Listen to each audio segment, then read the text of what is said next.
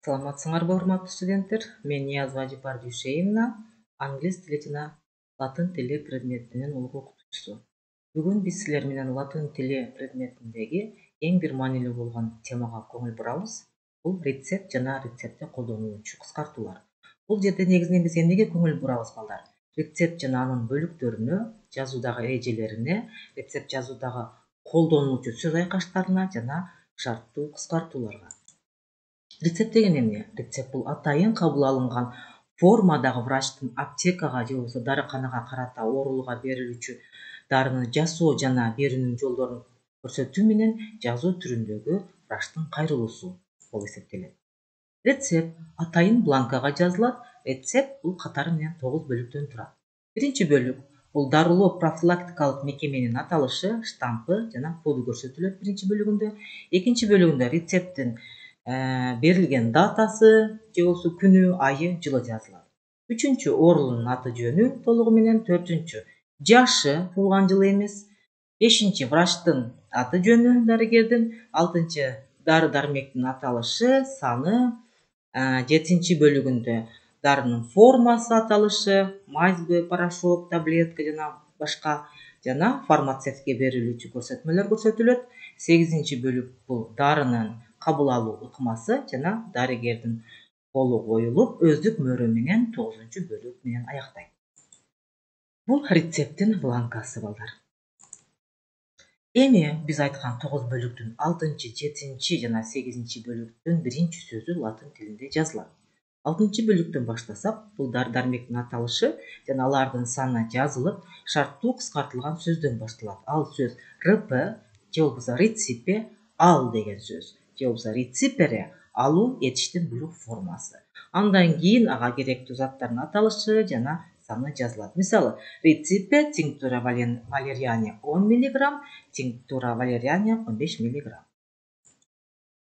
7 бөлүк, балдар, дарынын формасы жана фармацевтке берилүүчү башка көрсөтмөлөр жазылат.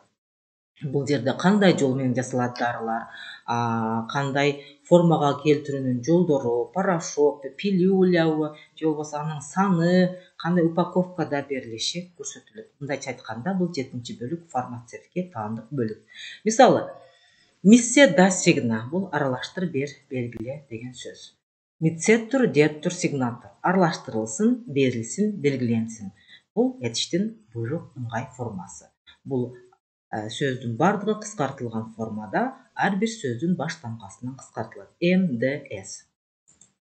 Кийинки бөлүк бул 8 бөлүк. Бул 8 бөлүк бул дарыны кабыл алуунун шарттуу белгилери же болбосо С деген тамга менен кыскартылган бөлүк менен белгиленет. Бул сигна, сигнатур же болбосо кыргызча которгондо өзүңө белгиле, обозначь деген сөз менен башталат. Демек, бул бөлүк оорулууга тиешелүү бөлүк. Мисалы, бул бөлүктөгү ар бир сөз же болбосо ар бир сүйлөм оорулууга түшүнүктүү болуш үчүн анын эне тилинде же болбосо орус тилинде жазылышы керек. Мисалы, С бул сигна, тамактын 30 минут алдынан 15 тамчыдан күнүгө 2 жолу ичүү керек. Демек, бул дарыны кандай ичүү керектиги эне тилинде берилип атат. Же болбосо экинчи, сигна по одной таблетке 3 раза в день. Бул деле орусча түшүнүктүү болду го деп ойлойм. Жана ушул сыяктуу ар бир дарынын ичүү же болбосо колдонуу ыкмасы өз эне тилинде белгиленет. Кийинки 9 бөлүк, балдар, бул рецепттин акыркы бөлүгү. Бул жерде рецепт врачтын акыркы мөөрү жана кол жазмасы менен бүтөт. Кийинки бөлүктөр булар, балдар, рецептти жазуунун эрежелери. Бул жерде толтура эрежелер бар. Алардын ар бирине көңүл бөлүшүбүз керек жана аларды окуп түшүнүшүбүз абзел. Кийинки, балдар, рецептте колдонулуучу шарттуу кыскартуулар. Бул жерде өтө көп кыскартуулар бар. Бул чоң тема болгондуктан ага кийинки сабактарыбызда кеңири кайтып келебиз бул темага. Дарынын өсүмдүктөрдүн, дарынын органдардын жана алардын аталыштарында кандай кыскартуулар бар, булардын ар бирине токтолушубуз шарт. Эми, балдар, биз негизги бул жалпы темабыз рецепт болгондуктан рецепт жазууга көңүл бурушубуз керек. Бул жерде жанагы биз 9 бөлүктүн 6 бөлүгүнөн баштап латын тилине көңүл бөлөбүз.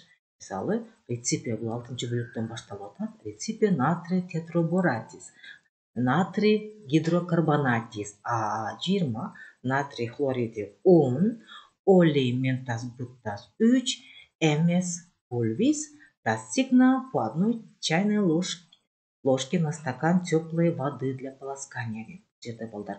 Демек, ал деп атат натрий тетрабаратынан, натрий гидрокарбонатынан экөөнүн А деген бул кыскартуу ана поровну бирдей дегенди билдирет. Демек экөөнүн дозасы бирдей 20 граммдык, жана натрий хлориди 10 грамм, жана жалпыз майынын 3 тамчысынан бардыгын аралаштырып туруп порошок жаса деп атат. Бул бөлүк кимге берилип атат? Бул жанагы фармацевтке берилип атат. Ал эми кийинки достигна деген бөлүгү бул больнойго, оорулуга. Демек, бул даяр болгон порошокту демек бир стакан жылуу сууга 1 чай кашык салып туруп, анан чайкайбыз дегенди түшүндүрөт балдар.